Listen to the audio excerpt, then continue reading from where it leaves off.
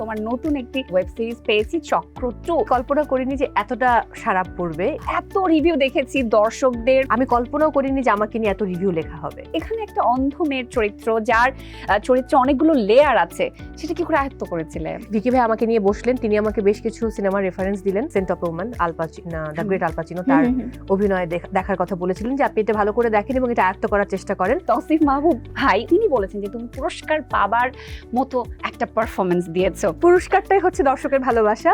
It's true, এটা আমাকে তৌসিফ ভাইয়া বলেছেন। মরক্কোতে যেবার গিয়েছিলে 2023 সালে এবং হ্যাঁ। সেখানে আন্তর্জাতিকভাবে তুমি শ্রেষ্ঠ অভিনেত্রী পুরস্কারে পুরস্কৃত হয়েছিলে। আমি পেছনে বসে আছি, আমার যে ম্যাডাম শান্তা তাওহিদা আর সবাই আমরা হাহাহি করছি যে আমরা তো কোনো পুরস্কার পাবো না। যখন বলেছে আমি তখনও বসে আছি, আপু বলছে ওঠো ওঠো ওঠো, তুমি তুমি তুমি। অভিনয়ের ক্ষেত্রে কি উপস্থাপক মৌ সেই অভিনয়ের জায়গাটা ছাড়িয়ে যেতে পারবে? এটার উত্তর আসলে এখন বলাটা কঠিন, সময় বলে দেবে। অভিনয় নিয়ে তোমার কি স্বপ্ন? আমি একজন ভালো অভিনয় শিল্পী হতে চাই, আমি নায়িকা হতে চাই না। উপস্থাপকের জীবনের গল্প my একমাত্র God. উপস্থাপকেরাই বুঝতে পারে। আমি এমন হয়েছে আমি 8 ঘন্টা একবার বসেছিলাম, রাত বাজে 2টো, পরে my আমি God. মেঝেতে মানে শুয়ে শুয়ে পড়েছি। পড়া আমি সো সরি, আমি আর পাচ্ছি না।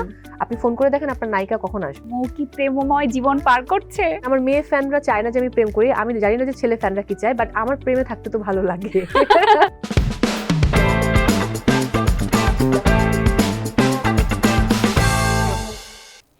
দর্শক সবাইকে ওয়েলকাম করছি আইসিসিএল প্রেজেন্টস টিভিএস স্পটলাইটের আজকের এই আয়োজনে। সাথে আছি আমি অর্চি রহমান। দর্শক আজকে এই হট সিটে আমাকে দেখে নিশ্চয়ই আপনারা অবাক হচ্ছেন যে আমি এখানে কেন। হ্যাঁ, অবাক হওয়ারই কথা, কেননা এখানে যে বসে থাকে সে আজকে কোথায়। রাইট, এই প্রশ্নটা কিন্তু মাথায় ঘুরছে। আসলে আজকের এই আড্ডাটা একেবারে প্রফেশনাল একটা আড্ডা হওয়া সম্ভবই না, খুবই পার্সোনাল একটা আড্ডা হবে। তবে সেই ফাঁকে যতটা সম্ভব আমরা আনন্দ করতে চাই, স্মৃতিতে হারাতে চাই। এবং আমার যিনি অতিথি তিনি তো আসলে নানান গুণে গুণান্বিত, শিল্পের যতগুলো শাখা আছে নানান শাখায় তার বিচরণ চলছে। তবে যে শাখাতেই তিনি যাচ্ছেন সেখানে আসলে তিনি তার নামটা স্পষ্ট করে রাখছেন, তার মেধার পরিচয় দিয়েছেন, প্রতিভার ছাপ রেখে যাচ্ছেন। কেন এত ভালো ভালো কথা বলছি? তিনি এই সময়ের জনপ্রিয় একজন উপস্থাপক। উপস্থাপনার দাপটে আসলে তিনি যেখানেই যান সেখানেই শীর্ষে অবস্থান করেন। তাকে ছাড়া কোনো শো নির্ভরযোগ্যভাবে আসলে চিন্তা করাই যায় না, এতটাই ভালোবাসার একটা জায়গা তিনি দখল করে রেখেছেন। মূকাভিনয়ের কথা যদি বলি, সেই থিয়েটারের ব্যাকগ্রাউন্ড থেকে এখন পর্যন্ত তিনি দাপটের সাথে সেখানেও কাজ করছেন। আন্তর্জাতিকভাবে আসলে স্বীকৃত তিনি এবং আসলে পুরস্কৃত হয়েছেন শ্রেষ্ঠ অভিনেত্রীর পুরস্কারে। আরও কিন্তু বাকি আছে। এবার যদি তার অভিনয়ের কথা বলি, এই সাম্প্রতিক সময়ে তিনি আসলে কোনো খারাপ চক্রে পড়ে যে বলির শিকার হননি, এতেই আমরা দর্শকেরা ভক্তরা ভীষণ খুশি। আজকে চক্র 2 নিয়ে আমরা কথা বলবো এবং আমার মনে হয় আপনারা ইতিমধ্যে বুঝে গেছেন আমার সাথে কে আছে। এই সময়ের জনপ্রিয় উপস্থাপক, অভিনেত্রী মৌসুমী মৌ। আমি খুবই লজ্জা পাচ্ছি। মৌ, খুবই কঠিন, এটা খুবই কঠিন। তোমাকে যখনই কোনো ইন্টারভিউতে আমি বলতে চাই আমার দ্বারা এটা সম্ভব হয় না। এটা কি বলেন অর্চি আপু, আপনি হচ্ছেন পৃথিবীর একমাত্র মানুষ যিনি আমার সকল গোপন সত্য জানেন। হ্যাঁ, কিন্তু আমার কঠিন জীবনের তো, সকল কিছু আপনার জানা, কিন্তু কাজটা কঠিন। কাজটা কঠিন, বাট আমি খুবই লজ্জা পাচ্ছি। এবং এখানে বসে আপনি এত এত প্রশংসা করেছেন, আজকে কিন্তু আপনার বায়াসড হওয়া যাবে না। না, আমি বায়াসড না এটা বললে হবে না। হ্যাঁ, কিছু ক্ষেত্রে একটু আমি বায়াসড, সেটা একটু বড় বোন থাকলে হতেই পারে। হ্যাঁ, তবে এই যে আমি বলছিলাম তোমার কাজের প্রসঙ্গে আসলে আসলে অনেক গল্প, অনেক কথা। আমি উপস্থাপনার জগৎ নিয়ে পরে শুনবো, আগে অভিনয়ের জগৎ নিয়ে শুনতে চাই। কেননা সাম্প্রতিক সময় ঈদেই তো আমরা আসলে তোমার নতুন একটি কাজ পেয়েছি। আইস্ক্রিনে ভিকি জাহিদ পরিচালিত 8 পর্বের একটি ওয়েব সিরিজ পেয়েছি চক্র 2। সেটা রিলিজ হওয়ার পর থেকে জেনিকে নিয়ে চারিপাশে অনেক কিছু, আমি প্রতিদিন নিউজ দেখে আমি শেষ করতে পারি না। এই যে মানে এটা তো একটা প্রেশার, এই প্রেশারটাকে তুমি কিভাবে নিয়েছো সেটা বলো। আমি আসলে কল্পনা করিনি যে এতটা সাড়া পড়বে এই চরিত্র। ভিকি ভাইয়া বলেছিল যেটা খুবই দুর্দান্ত একটা চরিত্র। আমার বিশ্বাস আপনি পারবেন, এবং যদি আপনি করতে পারেন প্রপারলি তাহলে মানুষ আপনাকে এটা মনে রাখবে এবং যারা মানে গুণী মানুষ আছেন তারা আপনাকে এটার জন্য অ্যাপ্রিসিয়েট করবে। তো আমি চক্র রিলিজ হওয়ারও 2 দিন পর দেখি যে কোনো সারা শব্দ নেই। হ্যাঁ, আমি একটু ডাউন হয়ে গেলাম, মনে হলো যে না, তাহলে মনে হয় কিছু হচ্ছে না, ভালো হয়নি এরকম মনে হয়েছে তখন। আর অভিনয়ের ব্যাপারে তো আমার ভাগ্যটা বরাবরই খারাপ, আপনি নিজেও জানেন যে আমি সিনেমার শুটিং করেও আমি সেটা কন্টিনিউ করা হয়নি। পর অন্য একজন করেছে। সো এরকম অনেক ব্যাড লাক আছে আমার অভিনয়ের ক্ষেত্রে। সো আমার ধারণা ছিল যে ওকে তাহলে আর এটাও হচ্ছে না, ইস ভিকি ভাই এত বড় একজন ডিরেক্টর, তার কাজ করার সুযোগ পেলাম কিন্তু সেটাও আমি কিছু করতে পারলাম না।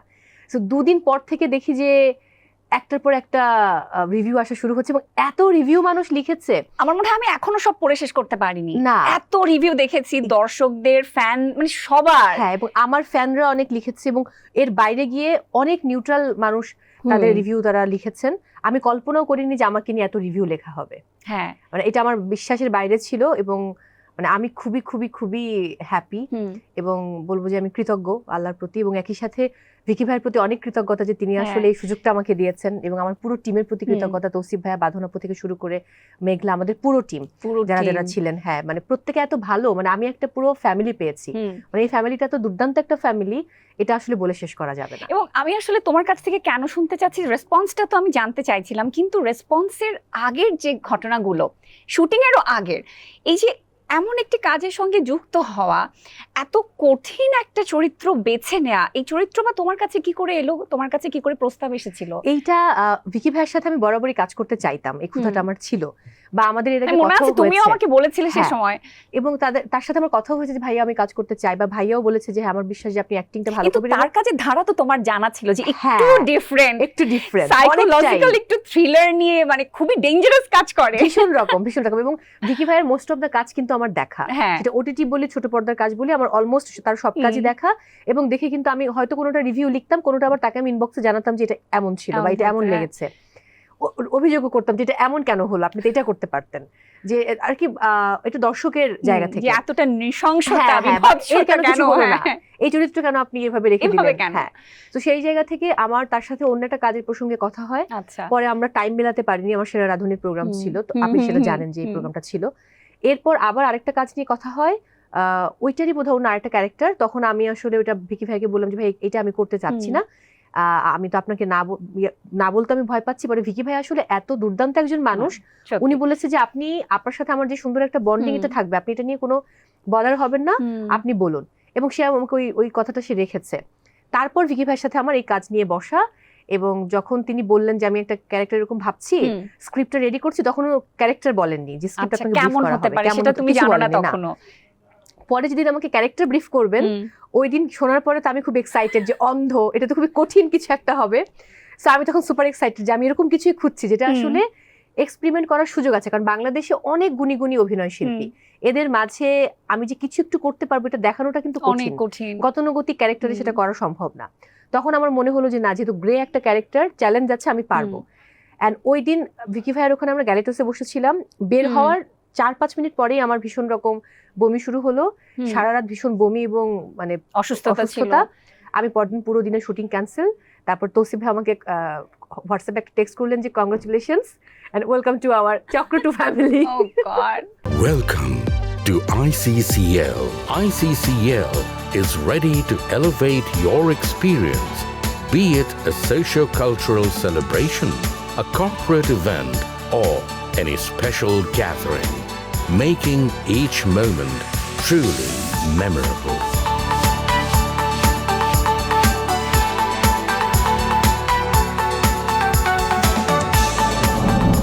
ICCL, elegant venue, delectable dining. আমার মনে আছে তুমি যখন এই চরিত্র নিয়ে আমাকে বলছিলে, আমি তখন, তুমি এত নার্ভাস, আমিও ভয় পেয়ে তোমাকে আমি সাহস যোগাচ্ছি যে না Mo, you have to do it, তোমাকে যেভাবেই হোক এটা ছাড় দেওয়া যাবে না, করতেই হবে। কিন্তু এই কঠিন চরিত্রে একটা প্রিপারেশনের তো ব্যাপার ছিল, তুমি রিহার্সেলের কেমন সুযোগ পেয়েছিলে, বা অন্য একটা চরিত্রে ঢোকা তোমার জন্য সহজ, যেটা তোমাকেই পোর্ট্রে করতে হচ্ছে তোমার মতোই যেটা, কিন্তু এখানে একটা অন্ধ মেয়ের চরিত্র, যার চরিত্রে অনেকগুলো লেয়ার আছে, সেটা কি করে আয়ত্ত করেছিলে? এইটা তো অনেকগুলো ইন্টারভিউতে আমি বলেছি। প্রথমত হচ্ছে আমি কিছু দেখতাম, আপনার কিছু ভিডিওস দেখতাম, রেফারেন্স ভিডিও, যে অন্ধ মানুষ স্টিকটা কিভাবে ব্যবহার করে, কারণ আমাকে তো স্টিকটা ব্যবহার করতে হবে প্রপারলি, যে ওই স্টিকটা আসলে কিভাবে ফেলে, স্টিক কোন দিকে পড়লে কোন পাটা আগে যায়, এটার কিছু টেকনিক আছে। সো এই টেকনিকের কিছু ভিডিওস আমাকে তৌসিফ ভাই পাঠিয়েছিলেন। এই ভিডিওগুলো আমি দেখেছি, ভিকি ভাই আমাকে নিয়ে বসলেন, তিনি আমাকে বেশ কিছু সিনেমার রেফারেন্স দিলেন এবং এই সিনেমার কথা আমি আগেও বলেছি, আমার একটা ডিরেক্টর ফ্রেন্ডও এই সিনেমার কথা বলেছিল, আপনার Scent of Woman the great Al Pacino, তার অভিনয় দেখার কথা বলেছিলেন যে আপনি এটা ভালো করে দেখেন এবং এটা আয়ত্ত করার চেষ্টা করেন। পুরোপুরি তো তার মতো করা সম্ভব না, না, যতটা কাছাকাছি কিন্তু যাওয়া যায়। একটু গাইডলাইন ব্ল্যাক থাকে। দেখেছি, বাট ব্ল্যাকের ক্যারেক্টারটার সাথে না এই ক্যারেক্টারটা খুব একটা যায় না। না। মানে আমারটা তো খুবই, যখন লেয়ার গুলো অন্যরকম, আলাদা যিনি আলাদা, খুবই চুপচাপ, হ্যাঁ, খুবই সুইট innocent, একটা, হ্যাঁ মানে মেয়ে। কিউট অন্ধ, অনেকে হ্যাঁ, লিখছে যে কিউট cute অন্ধ। অন্ধ, right? সো ওই প্রেমে অন্ধ। প্রেমে অন্ধ। ও আচ্ছা, তাহলে কি এটার সাথে একটু মনের মিল আছে মনে হয়? এই এটা character- সত্য যে মৌ আসলে প্রেমে অন্ধ। প্রেমে অন্ধ। হ্যাঁ, এটা সত্য কথা। তো যাই হোক, তারপর হচ্ছে ওই জায়গা থেকে আমার মনে হয়েছে যে হ্যাঁ, আমি রেগুলার আল পাচিনোকে দেখতাম, উনি কিভাবে কথা বলেন, কিভাবে হাঁটেন, এবং এত ন্যাচারাল। আর অন্ধের দুর্দান্ত। অ্যাক্টিং এর তো বাংলাদেশে আবার একটা প্যাটার্ন আছে, হ্যাঁ, সো এটা খুবই হাস্যকর। সো ওইটাকে টপকে, যেহেতু এখানে এত গুণী অভিনয় শিল্পীর অভিনয় করেছেন, শ্রদ্ধেয় গাজী রাকায়েত স্যার, আমার যিনি ভাই ছিলেন, তো তিনিও খুবই গুণী অভিনেতা, সমাপ্তি ভাইয়ের কথা বলছি, গুণী অভিনেতা। সেতু ভাই ছিলেন, তারপরে হচ্ছে শাহেদ ভাই ছিলেন, আমার মা যিনি মোমেনা আপা, মানে মোমেনা মা আর কি, তারপর সেই আরো অনেক character। গুণী মানুষ, আমার বাবার ক্যারেক্টার যিনি করেছেন নাদের স্যার। নাদের সো চৌধুরী। এত গুণী অ্যাক্টরদের মাঝে, এবং তৌসিফ ভাইয়া, তার কথা কি বলবো, বাঁধন আপু, মেঘলা, দোয়েল আপু, আমার যিনি বয়ফ্রেন্ড জিলানি কিন্তু দুর্দান্ত, দারুণ সে। সো এদের ভিড়ে আমাকে খুঁজে পাওয়া যাবে কিনা এই টেনশনে আমি মারা যেতাম, এবং আমি সারাক্ষণ আমার নার্ভাস লাগছে। এটা আমাকে মানে অনেকটা করে, মানে মিমিক্রি করে তৌসিফ ভাইয়া প্রেস কনফারেন্সে দেখিয়েছিলেন যে মুখে দিয়ে শুরু করি, উফ আমার না নার্ভাস লাগছে। আর তোমার নার্ভাসনেস আমাদের সবার নার্ভাস লাগে, আমি তো টেনশনে ছিলাম যে কি হবে। তবে চক্র 2 আসলে আমি দেখেছি, এবং যেই মোকে আমি চিনতাম সেই মোকে আমি আসলে নতুন ভাবে আবিষ্কার করেছি। আসলে হ্যাঁ, উপস্থাপনার জায়গায় মৌ দুর্দান্ত, দারুণ, নিঃসন্দেহে, সেটা নিয়ে কোনো সংশয় নেই। কিন্তু অভিনয়ের জায়গাটা যে তুমি এভাবে আপন করে নিতে পেরেছো, আয়ত্ত করতে পেরেছো, ক্যারেক্টার ফুটিয়ে তুলতে পেরেছো, এটা আমার জন্য অবিশ্বাস্য ছিল। মানে আমি চরিত্রটা এত কঠিন মনে হয়েছে যে আমি বিশ্বাসই করতে পারছিলাম যে এটা তুমি কিভাবে করবে। আচ্ছা, তারপরে যখন আমি চক্র দেখেছি, অনেকগুলো মোমেন্ট আছে।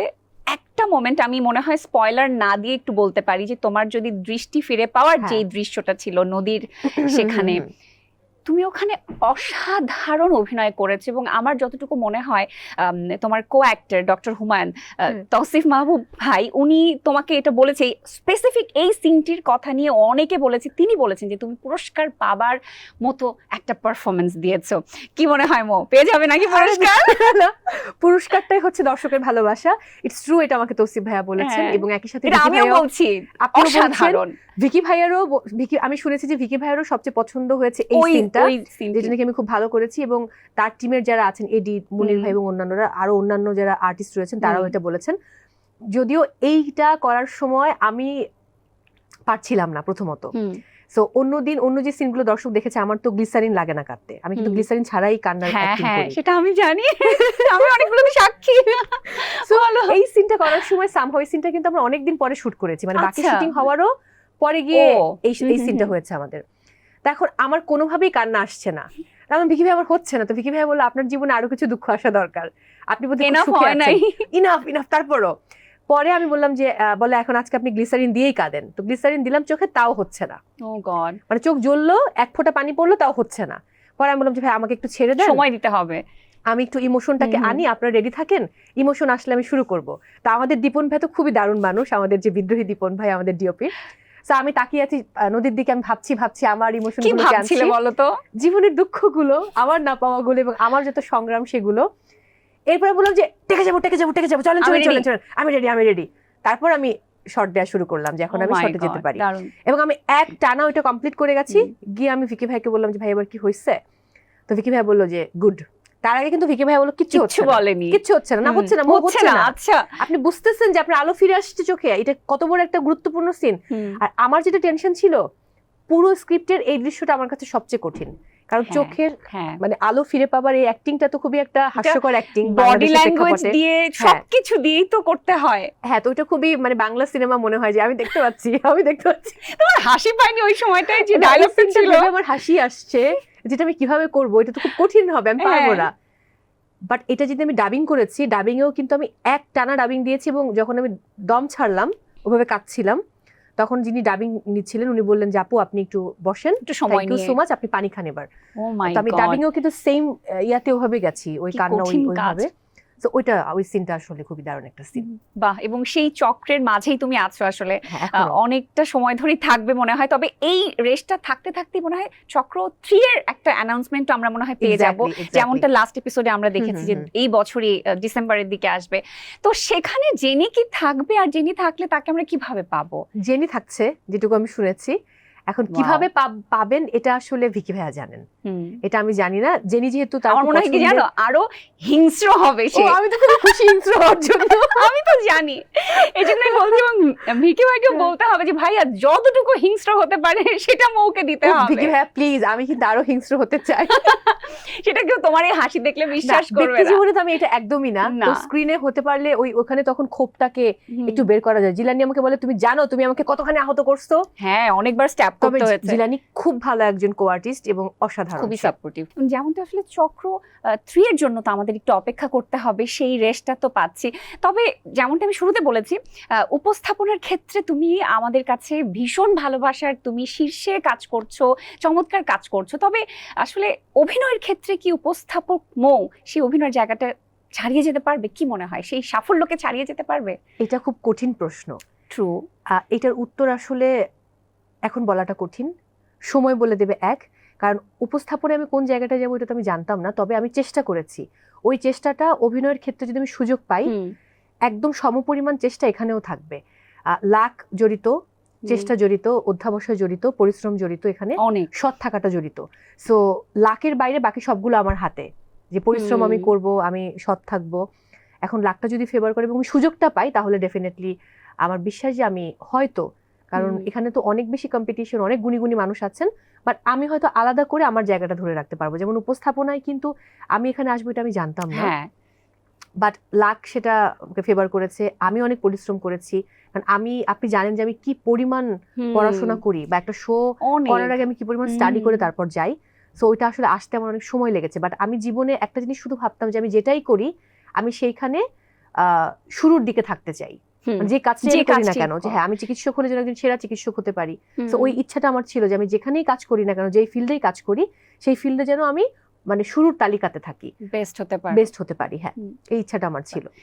অভিনয় তো আসলে তোমার ব্যাপারে আমি যতটুকু জানি, তুমি সবসময় চেয়েছো, স্বপ্ন দেখেছো অভিনয় করতে, সেরকম চরিত্র তোমার কাছে ওভাবে আসেনি, তোমাকে নিয়ে কেউ ভাবেনি, চিন্তা করেনি। এখানে কি আসলে তোমার কি মনে হয়, উপস্থাপক হিসেবে তোমার যাত্রাটা এতটাই আলো ফেলেছে, এ কারণে অভিনয়টা সেরকম ভাবে অনেকের চোখে পড়ে না? অনেকে মনে করে যে আমি সময় দিতে পারবো না, আমার তো কোনো স্কেজুয়াল পাওয়া যায় না, আমি হয়তো অভিনয়ে সময় দিতে পারবো না, দ্যাটস অনেকে আমাকে বলেও না। আবার অনেকে মনে করে যে অভিনয় তো এত বেশি পরিচিত একটা, উপস্থাপনা এত বেশি পরিচিত একটা ফেস, অভিনয়ের দরকার নেই, এরকম অনেকে ভাবে। আবার অনেকে করে যায়, মানে ভাবেও না যে তুমি লবিং করে যে আমাকে নেন ভাই, এই লবিংটা আবার আমার মধ্যে নাই। ভিকি ভাইয়ের ব্যাপারটা একেবারেই আলাদা, উনি আমার খুব পছন্দের একজন ডিরেক্টর। সো ওনার সাথে আমার ব্যাটে বলে মিলে গেছে, কিন্তু অন্য একজনকে যে বলার জায়গাটা হয়তো আমার কম। আমি চাই যখন আমি হয়তো কারোর সাথে কাজ করতে ইচ্ছুক হলে আমি নিজে ওই ইচ্ছাটা প্রকাশ করবো যে আমি চাই। আই ডোন্ট নো, আসলে আমার শুরুতে যখন আমি ফার্স্ট কাজ করলাম সৈয়দ সালাউদ্দিন জাকির স্যারের, উনি তো একজন 21 পদকপ্রাপ্ত গুণী নির্মাতা, ঘুড্ডি খ্যাত পরিচালক, ওখানেও কিন্তু আমার লাকটা ক্লিক করেনি। সেই কাজেও কিন্তু আমি মেইন আর্টিস্ট ছিলাম, লিড ক্যারেক্টার, আমার বাবা ছিলেন আব্দুল হোসেন স্যার, আমার কো আর্টিস্ট ছিলেন ইয়াশ, তারপরেও কিন্তু সেটাও চ্যানেলের কাজ ছিল, কাজটা ক্লিক করেনি। স্যারের সিনেমা করার কথা, সেটাও কিন্তু করা হলো না ফাইনালি। স্যারের 2টা সিনেমার স্ক্রিপ্ট এখনো আমার কাছে আছে। স্যার চলে গেলেন, তিনি মারা গেলেন, তার প্রতি শ্রদ্ধা।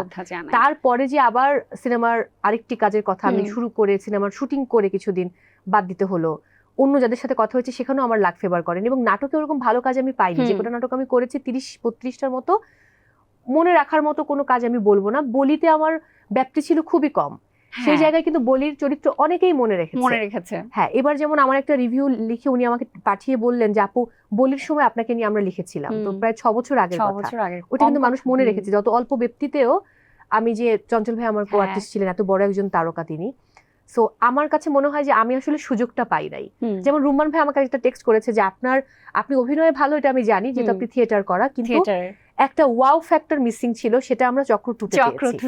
তো এটা আমি ক্রেডিট দিব আসলে ভিকি ভাইয়াকে এবং আমার কো আর্টিস্টদেরকে। আর তৌসিফ ভাই অনেক হেল্প করেছে, তার জন্য অনেক কৃতজ্ঞতা, সে খুবই হেল্পফুল একটা মানুষ। আর ভিকি ভাইয়ার প্রশংসা করে আমি শেষ করতে পারবো না, অ্যাকচুয়ালি তার প্রতি আমি ভীষণ রকম কৃতজ্ঞ। সে একটা ওয়াও ওয়াও একজন ডিরেক্টর। সত্যি চমৎকার। এবং তার সাথে যদি আড্ডাটাও হয় সেটাও খুব দারুণ হয়। উনি অনেক কিছু জানেন, সব সময় আসলে জানার মধ্যে থাকে, বই পড়েন, অনেক সিরিজ মুভিজ দেখে। তো অভিনয় নিয়ে আসলে তোমার স্বপ্নের কথা আমি শুনতে চাই। আমার সবসময় বিশ্বাস যে তুমি যেমনটা বলছিলে যে তুমি যে সেক্টরে কাজ করো তুমি সেরাটা করতে চাও, বেস্টটা দিতে চাও, এবং আমার এটা বিশ্বাস যে তুমি যেটাই করবে তুমি খুব ভালো করবে। অভিনয় নিয়ে তোমার কি স্বপ্ন, তুমি কোথায় নিজেকে দেখতে চাও? আমার স্বপ্ন হচ্ছে আমি একজন ভালো অভিনয় শিল্পী হতে চাই, আমি নায়িকা হতে চাই না। ওকে, একজন ভালো অভিনয় শিল্পী হতে চাই। থাকেই, ওইটা থাকেই, কিন্তু আমি কিন্তু মাঝে মধ্যে খুব বিব্রত হই। দেখা যায় যে অনেক নামের সাথে জুড়ে যখন আমাকে নিয়ে একটা নিউজ চলে আসে বা চলে আসে, অনেকে বলে যে এর সাথে একে দেখলে অনেকে মজা করে বলতে বলতে জিনিসটা এস্টাবলিশড হয়ে যায়। আমি একটু আনকমফোর্টেবল ফিল করি, কারণ আমাকে তো যেহেতু আমি একজন উপস্থাপক, আমাকে সব তারকার সাথেই কাজ করতে হয়, আমি সবাইকে খুব রেসপেক্ট করি। কিন্তু ওই জায়গা থেকে আমি আসলে কমার্শিয়াল কোনো ওইভাবে নায়িকা যে অনেক নাচ করব, ডান্স করব বা আইটেম সং করব, ওই টাইপের আমি না। মানে আমি দেখতেও ওরকম না, আসলে এত গ্ল্যামারাস আমি না। আমার কাছে মনে হয় যে আমাকে দিয়ে এক্সপেরিমেন্ট করা সম্ভব, এবং আমি অনেক কঠিন কঠিন ক্যারেক্টার আমার বিশ্বাস আমি করতে পারবো। সো আমি একজন প্রপার অভিনয় শিল্পী হতে চাই, নট নায়িকা। দারুণ দারুণ ছিল, বাহ চমৎকার, সুন্দর। এবার একটু উপস্থাপনার গল্পে আসতে চাই, এবং যেমনটা বলছিলাম উপস্থাপনার জায়গাটা তুমি এতটাই ভালোবাসো, তুমি এতটা ডেডিকেটেড। একটা মানুষ কি করতে পারে উপস্থাপনার এই সেক্টরটাকে ভালোবেসে, সেটা আমি তোমাকে এত কাছ থেকে না দেখলে আসলে জানতাম না। অনেকটা সময় হয়ে গেছে এখানে তোমার জার্নি, নানান রকমের অভিজ্ঞতা হয়েছে। একজন উপস্থাপকের জীবনের গল্প একমাত্র উপস্থাপকেরাই বুঝতে পারে, আমিও জানি। তো এই পুরো জীবনটা নিয়ে তোমার কাছে একটু শুনতে চাই। মধুর কোনো স্মৃতি বা কষ্টের কোনো অনুভূতি বা কিছু? মধুর স্মৃতি অনেক, কষ্টের স্মৃতিও অনেক। মধুর স্মৃতি না হয় না বলি, কষ্টের বলি।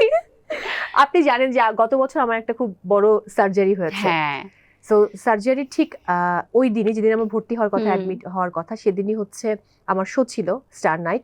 সো দুটো এপিসোড, একজন শিল্পী ঠিকঠাক সময় আসলেন, আরেকজন আসলেন 5 ঘন্টা দেরিতে, যার জন্য আমার সন্ধ্যা 6টায় অ্যাডমিট হবার কথা, আমি অ্যাডমিট হলাম রাত 2:30টায়। আপনি আসলেন পৌনে 1টায়, আপনি ছিলেন, এবং রাত 12টার সময় কিন্তু আমি একা একা মাছরাঙা থেকে শুটিং শেষ করে, এবং যেহেতু অপারেশনটা সকাল 7টায় হবে পরদিন, আর তখন আমি হাঁটতেও পারি না প্রপারলি, আমি শুধু বসে শুট করছি। ওই সময়টাই কিন্তু আমার মানে পুরো দুপুর থেকে আমি না খাওয়া, যেহেতু আমার পরদিন অপারেশন, লিকুইড খাচ্ছি। সো ওই ভদ্রমহিলার জন্য, ওই নায়িকার জন্য আমাকে কিন্তু পরের দিন সন্ধ্যা পর্যন্ত না খেয়ে থাকতে হয়েছে। শুধু তাই না, পরের দিন যখন অপারেশনটা হলো তারও কয়দিন পরে আমাকে মুখে খাবার দিল, আমার এক্সাক্ট মনে নেই। এটা তো একটা ছোট্ট উদাহরণ। এমনও হয় যে আমাদের জীবনের অনেক বড় বড়, যখন আমি প্রেম করতাম, আমার প্রেমের সময় আমার বয়ফ্রেন্ড, আমার প্রেমিকের সাথেও ঝামেলা হয়েছে। এই শোতে আমি টাইম মেইনটেইন, মানে আমি একটা ডেট দিয়েছি যে আমি তার সঙ্গে দেখা করতে যাবো, একটা সময় দিয়েছি, আমি সময় মতো যেতে পারিনি সেখানে, কারণ অন্য একটা কমিটমেন্টের জায়গাটা নষ্ট হয়ে হঠাৎ করে চলে আসে, তারকারা দেরি করে আসে। বা হয়তো একটা চ্যানেলে আমি টাইম দিয়েছি, একজন তারকা এত দেরি করে আসলেন যে তার শোটা করার জন্য পরের জায়গায় আমি ফাঁসিয়ে দিলাম, এবং তখন আমাকে কথা শুনতে হয়, কারণ গেস্টকে কেউ কথা শোনায় না। গেস্ট হচ্ছে পুরা, কি বলবো, তাদেরকে তো আমরা আসলে ওই আসনে মাথায় রাখতে চাই, আমরা অনেক সম্মান করি তাদেরকে। আমার মনে পড়ছিল এটা যে আমাকে একজন চিত্রনায়িকা 7 ঘন্টা বসিয়ে রেখেছিল। 7 ঘন্টা পরে আমার না হচ্ছে কথা বলার এনার্জি ছিল না, তাকে কিছু বলাও যাচ্ছিল। এই যে বিষয়গুলো চাপিয়ে চেপে রেখে হাসি মুখে আমরা ওয়েলকাম করি, গল্প করি, এই কষ্টটা কাকে বোঝাবো বলো? মজার ব্যাপার, এত অসুস্থ একটা মানুষকে দেখে নায়িকা তখন বললেন, কি ব্যাপার মৌ, তোমাকে তো ডাল লাগছে কেন? আমি উত্তর দিলাম যে আপনি তো নায়িকা, আপনাকে ভালো লাগবে, আপনি জলজল করবেন। হ্যাঁ, আমাকে ডাল লাগলেই ঠিক আছে। তো এটা আমি এমন হয়েছে, আমি 8 ঘন্টা একবার বসেছিলাম, রাত বাজে 2টো, পরে আমি মেঝেতে মানে শুয়ে পড়েছিলাম। আই এম সো সরি, আমি আর পারছি না, আপনি ফোন করে দেখেন আপনার নায়িকা কখন আসবে। সো শুধু নায়িকা না, নায়করা এরকম করে, তখন অনেক কষ্ট হয় যে শিডিউল ফাঁসাচ্ছে, আমাদেরও তো অন্য কাজ থাকে। আমরা হয়তো বড় তারকা নই, বাট আমাদেরও অনেক কাজ থাকে, এবং তাদের ওইটার জন্য আমরা অনেক ধরনের বড় বিপদে পড়ি। এমন দিনও গেছে যে আমি আমার বাবাকে হসপিটালে ফেলে এসেছি, একটা গার্ডকে আমি টাকা দিয়ে রেখে এসেছি, আব্বুকে আপনি একটু দেখেন, আমি শো করে আসছি, আমি টাইমলি গেছি, আমার গেস্ট 3 থেকে 4 ঘন্টা দেরি করে এসছে। তখন আমি শোটা আসলে কিভাবে মনোযোগ দিয়ে করব, কারণ আমি জানি যে কি হচ্ছে ওখানে, আমি জানি না কি হচ্ছে ওখানে। এমনও একটা ঘটনা আছে যে আমার গেস্টের লেটের জন্য আমার ছোট ভাই অ্যাক্সিডেন্ট করেছিল, তার হাতটা যে ভেঙে যায়, ওর ব্যান্ডেজটা হচ্ছিল, ব্যান্ডেজটা বাঁকা হয়ে গেছিল, কারণ আমি টাইমলি পৌঁছাতে পারিনি, বিকজ আমার গেস্ট লেট ছিল। তিনি প্রায় 3 ঘন্টা দেরি করেছিলেন, এবং আমি আমার কো হোস্ট যিনি, তাকে আমি রিকোয়েস্ট করেছিলাম যে তুমি শোটা করে বের হও, তাহলে আমি আসিফ অ্যাক্সিডেন্ট করেছে, আমার ইমার্জেন্সি যেতে হবে। সো সে বললো তারা আছে, তার কোনো দাওয়াতে সে যাবে, সে করলো না এটা, এবং আমি তখন রয়ে গেলাম। আমি শোটা কমপ্লিট করলাম এবং গিয়ে দেখি যে ওর হাতে ব্যান্ডেজ কমপ্লিট, প্লাস্টার কমপ্লিট, কিন্তু হাতটা বাঁকা করে প্লাস্টার করা। দেন ওর ওই হাত কিন্তু 3 বার অপারেশন করতে হয়েছে, এভার কেয়ারে 2 বার আর চেন্নাইতে 1 বার, এবং হাতটা এখনো কিন্তু পুরোপুরি তার হাত সোজা না, খানিকটা বাঁকা। আমাদের জীবনে অনেক গল্প আসলে বলা যায় না। এই যে উপস্থাপনার এত এত কাজ তুমি করেছো এবং সব বড় বড় শো তুমি করেছো, বড় ইভেন্ট তুমি করেছো, উপস্থাপনার জায়গাতে কি আসলে আর কিছু করা বাকি আছে তোমার? তোমার কি কখন এটা মনে হয় যে আমি আর কি করতে পারি? মাঝে মধ্যে এটা মানে জানি না আসলে কতটুকু, বাট হ্যাঁ অনেক সেরা সেরা শো আমার করা হয়েছে। এখন করলে আসলে ডিফারেন্ট কিছু করা উচিত আই থিংক, কারণ স্টার নাইট অনেক বড় শো, যেখানে শ্রদ্ধেয় রুনাল আলমের ইন্টারভিউ করেছি, শ্রদ্ধা আলমগীর স্যার ইন্টারভিউ করেছে, আরো বড় বড় তারকাদের, চঞ্চল ভাই, মাধবপুর থেকে শুরু করে, অপি আপা থেকে শুরু করে আরো অনেক গুণী তারকারা। সো অন্য জায়গায় আবার রিয়ালিটি শো এর কথা বললে সেরা রাধুনির মতো রিয়ালিটি শো, স্পোর্টস এর অলমোস্ট সব ধরনের করা হয়েছে, টানা একবারে শো করেছে তুমি, অনেক, এবং সব ধরনের টুর্নামেন্টে আমি কভার করেছি, করার সুযোগ হয়েছে আমার। আলহামদুলিল্লাহ, আই এম সো হ্যাপি। আমি জানি না, বাট হ্যাঁ প্রফেশনাল জায়গা থেকে আমার জীবন জীবিকার জন্য তো আমাকে কন্টিনিউ করতে হয়। তখন হয়তো একই প্যাটার্নের শো বারবার করতে হয়, এটা কিছু করার নেই, যেহেতু আমার অন্য কোনো প্রফেশন নেই আর আমার ফ্যামিলিতে তো আমার উপর ডিপেন্ডেন্ট, ওটা একটা বড় ফ্যাক্ট। একটা পজিশনে যাওয়ার পর সবাই বলে না যে মানুষ অনেক বদলে যায়, তার আচরণে অনেক কিছু পরিবর্তন হয়ে যায়, যে তুমি যে পজিশন বিলং করছো, তুমি যেখানে আছো সেখানে থেকেও তুমি সবসময় খুব গ্রাউন্ডেড, তুমি খুবই বিনয়ী একজন মানুষ, সবার সাথে তুমি এত সুন্দর করে কথা বলো, মিলেমিশে থাকো। এটা আসলে নিজেকে ওই গ্রাউন্ডেড রাখাটা কতটা কঠিন সব ক্ষেত্রে, নাকি তুমি মানুষটা আসলে এভাবেই তুমি থাকতে চাও? আমি এইভাবেই থাকতে চাই, আমার কাছে এটা কঠিন না, বরং আমি যে একটু ভাব নিব এটা আমার জন্য কঠিন। সবাই তো ভাব নেয়, সবাই ভাব নেয়, কিন্তু আমার কোনো পরিবর্তন নেই। আমি এখনো গ্রামে গেলে সবার সাথে একই টোনে কথা বলি, একই ভাবে। আমার ওরকম, আপনি জানেন যে আমি বাইরে বের হলে আমি মেকআপও নেই না। তুমি তো মেকআপ করতে চাও না, তোমাকে জোর করে করাতে হয়। পরে মেকআপ ছাড়া আমি ওভাবে বের হয়ে যাই, আমার এগুলো নিয়ে কোনো বাজ বিচার নেই। এবং একজন মানুষ কতটুকু ভালো এটা তার আসলে যারা তার সাথে কাজ করে বা কতটুকু আন্তরিক এটা তাদের মাধ্যমে বোঝা যায়। আমার যে, আপনি জানেন যে আমার যে বুয়া, সে আমার জন্য 5 বার বাসা চেঞ্জ করেছে, আমি যেখানে যাচ্ছি ও সেখানে যাচ্ছে, আমাকে ছাড়বে না। এবং ওর যে কান্না, এটা হচ্ছে এক ধরনের ভালোবাসা। আমার জীবনে যে ভুল মানুষ আসেনি তা না, প্রতিনিয়ত ভুল মানুষ আসে, আমি ধোকা খাই বারবার, আমি বারংবার আপনারা ভুল করার সত্ত্বেও আমি ধোকা খাই, বাট কিছু করার নাই, আমি এমনই থাকতে চাই। কিছু কিছু ক্ষেত্রে একটু চেঞ্জ হতে হবে, এটা বললে হবে না, এমনই থাকতে চাই। এই যে উপস্থাপনার এই জায়গা নিয়ে তো কথা শুনছিলাম, তোমার অনেকটা সময়ের জার্নি, এই ফাঁকে কি আসলে মুকাভিনয়ের কাজগুলো একটুখানি তোমার পিছিয়ে পড়ে যাচ্ছে? আমি একমত। মাঝখানে অনেকগুলো কাজের অফার এসেছে কোরিয়া থেকে, যেহেতু মীর ভাই ওখানে থাকেন, আমার গুরু, আমি সময় দিতে পারি, যার জন্য আমি যেতে পারিনি। ইভেন তো আমার টিম কাজ করছে দেশে, সেখানেও আমি সময় দিতে পারছি না, কারণ আমি রিহার্সালে যেতে পারি না। সো এটার জন্য আমার গিলটি ফিল হয়। আমি ডেফিনেটলি আবার এটা আমি কন্টিনিউ করব। এই যে তুমি মরক্কোতে যেবার গিয়েছিলে 2023 সালে, এবং সেখানে আন্তর্জাতিকভাবে তুমি শ্রেষ্ঠ অভিনেত্রী পুরস্কারে পুরস্কৃত হয়েছিলে, অনেক বড় একটা প্রাপ্তি তোমার জীবনে যোগ হয়েছে। ওইটা আমি বিশ্বাসই করতে পারিনি যে আমি ওখানে সেরা হব। মানে আমি পেছনে বসে আছি, আমার যে ম্যাডাম শান্তা তাওহিদা আর সবাই আমরা হাহাহি করছি যে আমরা তো কোনো পুরস্কার পাবো না। যখন বলেছে আমি তখনও বসে আছি, মানে আমাকে, আমি তো ওনাকে আপু ডাকি, আপু বলছে ওঠো ওঠো ওঠো, তুমি তুমি তুমি, মানে আমি তখনও বিশ্বাস করতে পারিনি যে ওখানে এতগুলো টিম, এত ভালো ভালো পারফর্মার, মানে আমি যে আসলে ওখানে শ্রেষ্ঠ অভিনেত্রী হব মূকাভিনয় শিল্পী হিসেবে, আমি ওটা কল্পনাও করিনি। তো ওইটা আমার জীবনের অনেক বড় প্রাপ্তি, মানে অনেক বড় প্রাপ্তি। আমি কি বলবো, ওটা আমার 2023টা শুরুটা আমার জন্য অনেক ভালো ছিল। এবং জীবনের এক একটা সময় আসলে এক একটা মুহূর্তে আমরা এক এক রকমের সিদ্ধান্ত তো নেই, সেটা কখনো ঠিক সিদ্ধান্ত হয়, কখনো ভুল সিদ্ধান্ত হয়। তোমার জীবনের সব থেকে কঠিন সময়টা তুমি কিছু বছর আগেই তো পার করেছো, সেই সময়টা আসলে তোমাকে কি শিখিয়েছে মানুষ হিসেবে? আসলে তুমি নিজেকে তখন কিভাবে গড়ে তুলেছো, বা সেই সময়টা পার করে গেছো কি করে? খুব কঠিন সময়। ওই সময়টায় আমি ভাবতাম যে আমি যখন শুটিং এ থাকতাম তখন আমি শুটিং এ মনোযোগী হতাম, কারোর সাথে খুব একটা কথা বলতাম না, একা থাকতাম। কথা বললে তো আপনার সাথে কথা বলতাম, আর হয়তো ওই কাছের কয়েকজন। বাসায় ফিরলে মনে হতো যে আমার মানে সুইসাইড করা উচিত। আমি প্রতিদিনই মোটামুটি প্ল্যানিং করতাম যে বাসায় ফেরার পর আমার সুইসাইড করা উচিত। তারপর আমি আবার নিজেকে ভাবতাম যে নো, আমার এটা করা যাবে না, কারণ আব্বু আম্মুর কি হবে, আমি যদি মারা যাই তাহলে আব্বু আম্মুকে কে দেখবে। কিন্তু আমার এত কষ্ট হতো, এবং কখনো কখনো আমার মনে হতো যে আমি হয়তো স্ট্রোক করে মারা যাব, মানে আমি নিতে পারছি না মেন্টাল প্রেসারটা। আর আরো একটা ভয়ঙ্কর হয় যখন মানুষ যখন যে ভুলটা করেনি বা তার উপর চাপিয়ে দেওয়া হয়। সামাজিক যোগাযোগ মাধ্যমে মানুষগুলো যে কমেন্টগুলো লিখে, তারা তো না জেনে লিখে, এবং তাকে কিন্তু প্রুফ করার কোনো সুযোগ আমার নেই যে আমি কিভাবে প্রুফ করব। তাহলে আমাকে প্রেস কনফারেন্স করে সব ডকুমেন্টস দেখাতে হবে, এই সময় তো আমার নেই, এটা আমি করতেও চাই না, প্রয়োজনও নেই। সো ওই জায়গা থেকে ওই টাইমটা এত খারাপ সময় গেছে যে মানুষ লিখছে, আমি জানি যে এটা তো তারা ভুল লিখছে, তারা না জেনে লিখছে, সত্য ঘটনা তারা জানে না। হ্যাঁ, তখন আমার কি করা উচিত? আমার কিন্তু অনেকদিন মনে হতো যে আমি এই ডকুমেন্টস গুলো আমার পাবলিক করা উচিত। তখন আমি ভাবতাম যে ওখানে তো অনেকগুলো মেয়ের জীবন জড়িত, আমার হয়তো পাবলিক করা উচিত না। ঠিক আছে, এটা আমি এখনো বিশ্বাস করি অর্চি আপু, কোনো একদিন এগুলো সব প্রকাশ্যে আসবে এবং কোনটা সত্য কোনটা মিথ্যা সেটা মানুষ জানবে।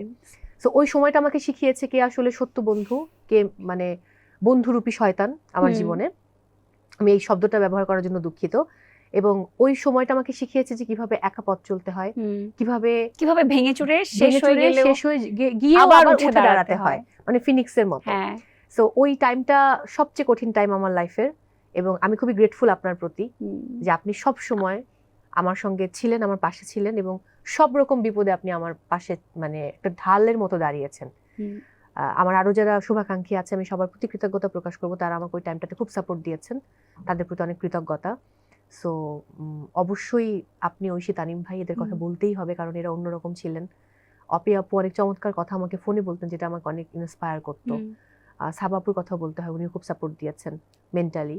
সো যারা আসলে মেন্টালি আমাকে ওই টাইমটাতে সাপোর্ট দিয়েছেন তাদের প্রতি আমি অনেক কৃতজ্ঞ। আমার বন্ধু লিজা, ওরাও, মানে সবাই আসলে মানুষগুলো, মুমিন আমার জীবনে একটা গুরুত্বপূর্ণ পার্ট, যে সে আমার মেকআপ আর্টিস্ট। সো হ্যাঁ, এই মানুষগুলো আমার পাশে না থাকলে, আমার বোন নাসরিন, আমার বন্ধু বন্নি, ও মাই গড, বন্নি না থাকলে বোধহয় আমি এখান থেকে বেরোতে পারতাম না। সো বন্নিকে অনেক কৃতজ্ঞতা, ওই অর্থি। সো এই বন্ধুরা হচ্ছে আমার জীবনের সবচেয়ে বড় শক্তি। আবার যে আসলে শক্তি হয়েও অশক্তির পরিচয় দিয়ে, অপশক্তির পরিচয় দিয়েছে, তার প্রসঙ্গে আমি যাব না। তবে হ্যাঁ, ওই সময়টা জীবনে নেগেটিভিটির মধ্যে আর আসলে থাকা দরকার নেই। বাট আমার কাছে মনে হয় যা হয়েছে ভালো হয়েছে, ওটা আমাকে অন্যভাবে গড়ে তুলেছে। এক্স্যাক্টলি, তাহলে আমি হয়তো ভুল মানুষের সান্নিধ্যে অনেকদিন থেকে যেতাম, সেটা আমার করতে হয়নি। So I am happy. তো অনেক জ্ঞানী কথা তো বললে, তো এখন বলো, মৌ কি প্রেমে আছে? মৌ কি প্রেমময় জীবন পার করছে? ঘটনা হচ্ছে যে আমার ফ্যানরা চায় না যে আমি প্রেম করি। ও খোদা, আমি যদি প্রেম করি আমার ফ্যানরা খুব কষ্ট পাবে, এবং সেগুলো কিন্তু মেয়ে ফ্যানরা বেশি চায় যে আমি প্রেম না করি। তুমি কি তাদের সময় দিতে পারবে না? এইজন্য আমি জানি না, মানে আমার মেয়ে ফ্যানরা চায় না যে আমি প্রেম করি। আমি জানি না যে ছেলে ফ্যানরা কি চায়, বাট আমার প্রেমে থাকতে তো ভালো লাগে। প্রেমে থাকা উচিত, সবাই বলে অন্ধ প্রেমিকা। এবং এই যে তোমার ফ্যানদের কথা তুমি বলছিলে, তাদের উদ্দেশ্যে তোমার কি বলার আছে বলো? তারা পাগল হয়ে থাকে। এদের সবার নাম তো মনে পড়ছে না, বাট আজকে আমি নাম বলতে চাই যেহেতু সময় পেয়েছি। মানে প্রথমে পাগল তো হচ্ছে ফাতেমা। তো ফাতেমা হচ্ছে একটা পাগল, এবং আমার কাছে মনে হয় যে আমার জীবনে একটা ব্লেসিং। ও আমাকে কিন্তু অনেক জ্বালায়, বাট ও যে আমার জীবনে কত বড় ব্লেসিং। আমার অনেক মন খারাপ থাকলেও এই মেয়েটা আমার মন ভালো করে দেয়। সো আমার পুরো ফ্যান গ্রুপ ও চালায়, আর আমার ফ্যান গ্রুপে অনেক অল্প ফ্যান, 5000 সামথিং, 5700 এরকম হবে। কিন্তু আপনি দেখবেন যে আমার ফ্যানরা যে পরিমাণ অ্যাক্টিভ ফ্যান, মাই গড, এইরকম ফ্যান আর কেউ নাই। এই যে প্রেম, আমি দেখি যে কেউ একটা বাজে কমেন্ট করলে ফাতেমার প্রেম গিয়ে সেখানে একটা রিপ্লাই দিয়ে দিবে। একদম হ্যাঁ। সো প্রেম রয়েছে, বর্ণিল আছে, শতাব্দী, এরপর হচ্ছে অমি, রায়া, আরো অনেকে, রাজশ্রী, সুমাইয়া, সুরাইয়া, তারপর হচ্ছে শাকিল মৃধা, এবং আরো অনেক নাম, জুই, রিয়া, বৃষ্টি। মানে আমি না সবার নাম বলে শেষ করতে পারবো না, আমার এখন হয়তো মনে পড়ছে না। I am so sorry, please রাগ করো না, আমি হয়তো সবার নাম বলে কিছু কমেন্ট করবে আবার। সো আমি ভুলে গেলে আমাকে ক্ষমা সুন্দর। মাইমুনা নামে বোধহয় আরেকটা ফ্যান আছে। সো সবার নাম তো এই মুহূর্তে মনে পড়ছে না। আরিফ নামে একটা ফ্যান আছে। তো সবার জন্য অনেক ভালোবাসা, তোমরা আসলে তো সাপোর্ট করো। নাফিজ রয়েছে, আলী সুজন, ও খুব ভালো একটা ছেলে। সো ফাতেমা এদের সবাইকে হচ্ছে মেইনটেইন করে ফাতেমা বেসিক্যালি। সো ওরা পাগল, এবং ওরা বলেছিল যে আমি যেন শাড়ি না পরে আসি, ওয়েস্টার্ন পরি। আচ্ছা, ছেলেরা চাই আমি শাড়ি পরি আর মেয়েরা চাই ওয়েস্টার্ন পরি। বাট আই এম সরি যে আজকে আমি শাড়ি পরে এসেছি। চাওয়া পাওয়ার লিস্ট ধীরে ধীরে বড় হচ্ছে। বাট আমার ভীষণ ভালো লাগলো আসলে তোমার সাথে সেকেন্ড টাইম হচ্ছে আমি এরকম ফর্মালি বসে কথা বলছিলাম। তবে আজকেরটা কোনো ফর্মাল কিছু হয়নি, পুরোটাই ইনফর্মাল ছিল। ভীষণ ভালো লাগলো, এবং তোমার জন্য অনেক ভালোবাসা, অনেক দোয়া। বলো, আপনি বলুন আমার দোষগুলো আর গুণগুলো। দোষ তো মানে ভাবতেও হবে না আমাকে। দোষ হচ্ছে তুমি এত সহজে মানুষকে বিশ্বাস করো, এবং তোমার জীবনে যে এমন জায়গা দিয়ে রাখো, এটা তোমাকে তো মাঝে মাঝে মার দিতে মন চায় আমার। আর গুণ কি? গুণ, তুমি অনেক কাইন্ড একজন পার্সন হিসেবে, মানে তুমি খুবই অমায়িক, তুমি খুবই বিনয়ী, তোমার মন খুবই ভালো, খুবই সুন্দর, এরকমই থাকো, সেটা আমাদের প্রত্যাশা। এবং থ্যাংক ইউ সো মাচ। তুমি আরো অনেক দূরে এগোবে, এটা আমাদের সকলের বিশ্বাস। এর বেশি বললে আসলে ইমোশনাল হয়ে যাবে, এবং আমি জানি তুমি ইমোশনাল হয়ে যাবে, আমার মনে হয় আর না আমি বলি। আজকে কাঁদতে চাই না। হ্যাঁ, অসংখ্য ধন্যবাদ আমাদের আজকের আয়োজন এভাবে আলোকিত করার জন্য। তো আমারও অনেক ভালোবাসা আজকে আমাকে ইনভাইট করার জন্য এইভাবে, এবং আপনি যে চেয়ারটায় বসেছেন এটা আমার জন্য খুবই মানে কমফোর্টের একটা জায়গা, সম্মানের একটা জায়গা, প্রাপ্তির জায়গা। অনেক ভালো থাকুন, এবং টিভিএস হচ্ছে আমার পরিবার দর্শক। সো টিভিএস এর সকল শো দেখবেন। আমার ক্যামেরার পেছনে যারা আছেন, আমার যারা পরিবারের একাংশ, অর্থাৎ যারা আসলে ক্যামেরার পেছনে কাজ করেন, সাগর ভাই থেকে শুরু করে, বাবু ভাই থেকে শুরু করে আর পুরো টিম, সবার জন্য অনেক অনেক ভালোবাসা রইল। আর আমাদের এই আজকের শোটি অবশ্যই দেখবেন এবং শেয়ার করবেন। একদম, অসংখ্য আপনি ধন্যবাদ। দেখবেন। অনেক অনেক ভালোবাসা। বিদায় নিচ্ছি আজকের মতো। Sure. প্রিয় দর্শক, আজকের মতো বিদায় নিচ্ছি আইসিসিএল প্রেজেন্স টিভিএস স্পটলাইট থেকে। আবারও দেখা হবে আপনাদের সাথে, তবে মৌসুমী মৌ এখানে আবারও থাকবে। সে পর্যন্ত আপনারা অপেক্ষা করুন, নতুন কোন অতিথিকে সাথে নিয়ে আবারও চলে আসবো আমরা। ভালো থাকবেন সবাই।